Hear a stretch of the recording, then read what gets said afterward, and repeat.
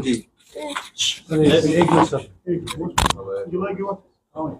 जिसने लेना है सब करो, क्यों क्योंकि मैं ना अलग अलग किसी को कर रहा हूँ। ओके सर, कीजिए स्टार्ट सर। अभी भाई क्या इसमें लोड ही ना तो जॉब नहीं करो क्यों आप? सर कीजिए स्टार्ट। तैयार हैं आप? जी जी आप सर। अस्सलाम वालेकुम जी। आप सबको आज हमने सुबह तकलीफ दे दी। आज आपके साथ जो बात करने का मुद्दा था एक ही है, दैट इज डेवलपमेंट जो रोक दी गई है जम्मू कश्मीर की, खासकर कश्मीर डिवीजन की।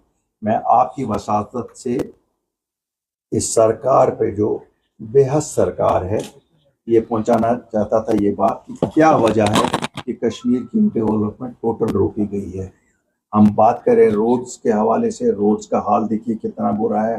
दूसरे डेवलपमेंटल प्रोजेक्ट्स देखिए उनका हाल भी वैसा ही है। काम कहीं पे नहीं हो रहा है। हमारे ठेकेदारान साहिबान हड़ताल पे बैठे हुए हैं। सरकार में कोई टस से मस नहीं हो रहा है कि उनके साथ जाके बात की जाए, उनके मुश्किलात क्या हैं। जैसा आप सब जानते हैं कश्मीर में वर्किंग सीजन अप्रैल से सितंबर एंड तक ही होता है और more than 50% of the working season has lapsed. कोई काम नहीं हो रहा है। मुझे लगता है एक सोची समझी साजिश के तहत कश्मीर की डेवलपमेंट को रोका गया है। जब हम देखते हैं एक साइड से जो रॉ मटेरियल इसमें लगता है, चाहे वो बोल्डर्स हो, चाहे वो रोडी हो, चाहे वो रेत हो, वो बाहर के कंट्रैक्टरों को लीज आउट की गई है जो आसमान के दामों पे इनको लोकल्स को बेचते हैं। और दूसरी तरफ जो प्रोजेक्ट्स यहाँ सेंट्रल गवर्नमेंट के चल रहे हैं उन ठेकेदारों के लिए आउट ऑफ वे जाके हमारे दरियाओं की खस्ता हालत की जाती है, हमारे नदी नालों की खस्ता हालत की जाती है, हमारे पहाड़ों की खस्ता हालत की जाती है। मिट्टी को कैसे उठाते हैं। रोज एक शाही फरमान इशू होता है। जम्मू कश्मीर के वो जो स्थानीय बाशिंदे ठेकेदारी के काम में इन्वॉल्व है उनके लिए कि साहब अब आपका ये बिल तब पास होगा जब रॉयल्टी की रसीद होगी, अब आपका वो बिल तब पास होगा। भाई जब तुम इनको लीगल सोर्स से रॉ मटेरियल ही नहीं देते हो, जिस तरह तुम बाहर के इन ठेकेदारों को देते हो, उनके जेब बड़े हैं और वो शायद बेहतर तरीके से इस सरकार की खिदमत कर सकते हैं। उनके लिए 10-10 नाले खोले जाते हैं, उनके लिए 10-10 पहाड़ दिए जाते हैं कि यहाँ से मिट्टी उठाओ और मामूली नाम के लिए कोई रॉयल्टी ली जाती है। लेकिन उसी मुकाबले में अगर हम देखेंगे कश्मीर में 2 जगहों से हमारे जम्मू कश्मीर के ठेकेदारों को कहा जाता है इन जगहों से ले जाओ, तो उसमें ट्रांसपोर्टेशन ही 50% हायर लगता है उन दूसरे लोगों से। हम देखते हैं फरवरी से जो जंग ईरान और अमेरिका के दरमियान हुई उसकी वजह से काफ़ी क्राइसिस हुई बिटुमेन की। जो रेट 50,000 रुपया था वो 1 लाख रुपए से ज़्यादा तजावुज़ की गई है। जब सरकार को कहते हैं क्यों नहीं काम हो रहा है, नहीं साहब ठेकेदार सामने नहीं आ रहे हैं, रेट टेंडर नहीं भर रहे हैं, कुछ नहीं कर रहे हैं। जब आप लोगों ने पहले ही ठेकेदारों की कमर तोड़ी हुई है, उनके पैसे नहीं देते हैं, जो इन्होंने काम किए हैं 2016 के बाद आज तक आपने पेमेंट नहीं की है। आप क्वालिटी कंप्रोमाइज खुद ही करते हैं, क्योंकि एक ज़माना था कि कहते थे कि जो भी रोड कंस्ट्रक्शन का काम करेगा उसके पास प्लांट एंड मशीनरी होना चाहिए, हर एक चीज़ होना चाहिए। आपने अपने हवारी मवारी वर्कर्स को एडजस्ट करने के लिए उस क्लॉज को ख़त्म कर दिया, और जब ख़त्म कर दिया फिर क्वालिटी तो कंप्रोमाइज़ आपने खुद कर दिया। हम नहीं कहते हैं कि क्वालिटी नहीं होनी चाहिए, क्वालिटी होनी चाहिए, सरकार की जिम्मेवारी है क्वालिटी इंश्योर करनी, लेकिन क्वालिटी मिलेगी जिसका कहीं प्लांट होगा, जिसका प्लांट ही नहीं होगा तो क्वालिटी क्या होगी।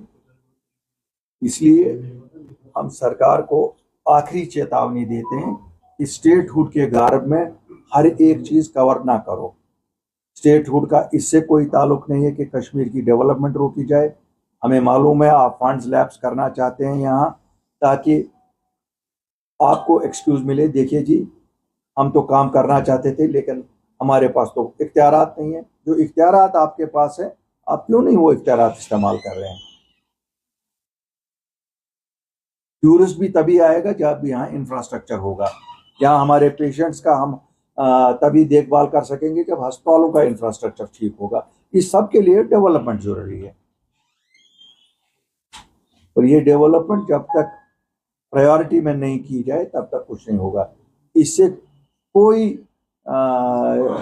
लोगों का भला नहीं होगा। जो आप कहते हो, कभी एक मिनिस्टर पे इल्ज़ाम लगाया जाता है, कभी दूसरे मिनिस्टर पे। चीफ मिनिस्टर साहब, ये आपकी जिम्मेवारी है, आप लीडर हो, you are the chief minister, it is your responsibility to deliver. Only tourism will not fill our stomachs. इट इज important, we do understand, but it is not the only important thing. यहाँ शहर के रास्ते देखिए, यहाँ गांव के रास्ते देखिए, यहाँ किसी भी जगह देखिए, क्यों नहीं हो रहा जी? अस्पताल क्यों नहीं कंप्लीट हो रहा? जनाब फंड्स नहीं है। वहाँ पे डेवलपमेंट क्यों नहीं हो रही है? जनाब फंड्स नहीं है। हर एक चीज़ में अगर एक्सक्यूज आपको यही देना है, फिर आप भला शुक्रिया किस चीज़ का करते हैं? वज़ीर आज़म को हर 3 महीने में आपका शुक्रिया होता है कि आज 5,000 करोड़ मिले, आज 8,000 करोड़ एक्स्ट्रा मिले। एक वाइट पेपर इशू किया जाए कि जब से ये सरकार आई है, इन्होंने जो फंड्स आए कितने लैब्स कराई। मेरी ये तला है लास्ट ईयर 7,000 करोड़ रुपया लैब्स हो गया। इनको जवाब देना पड़ेगा। और ये भी नहीं है कि इनको लग रहा है कि हर चीज़ का जवाब स्टेटहुड में है।